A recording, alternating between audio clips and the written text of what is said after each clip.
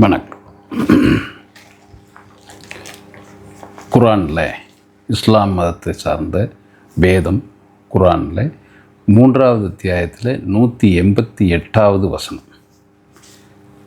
இது மதம் சார்ந்தது அல்ல, மனிதம் சார்ந்ததுங்கிறதுக்கு உண்டான மனம் சார்ந்த மனிதம் சார்ந்த உண்மைகள், சத்தியங்கள்.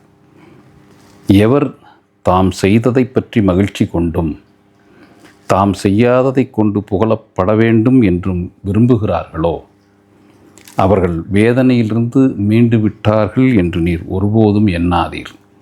அவர்களுக்கு நோவினை தரும் வேதனை உண்டு.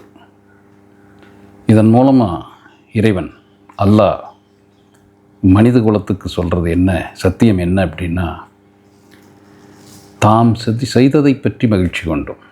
உலகத்தில் யாராக இருந்தாலும் மனிதன் தான் ஒரு காரியத்தை செய்துட்டு அந்த காரியம் வெற்றி அடைஞ்சிருச்சுன்னு சொல்லிட்டு நான் செய்தேன் வெற்றி கண்டேன்னு சொல்லி யார் மனதில் நினைக்கிறாங்களோ அந்த மாதிரியான மனமைப்புடைய ஒவ்வொரு மனிதனுக்கும் நோவினை தரும் வேதனை கண்டிப்பாக உண்டு.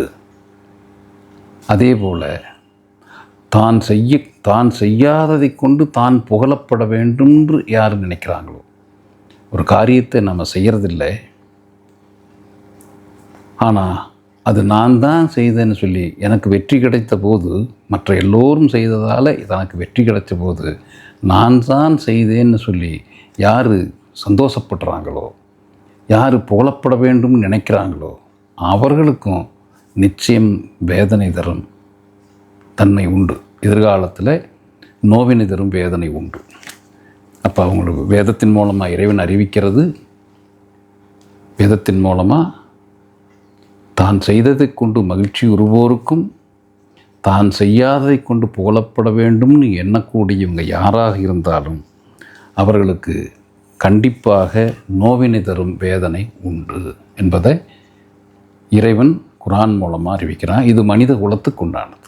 இது மனிதனுடைய மனதினுடைய பண்பு சம்பந்தப்பட்டது. இந்த பண்புகளை மாற்றிக்கொள்ளும் நிலையில் மாற்றிக்கொண்டால் நோவினை தரும் வேதனை வராது.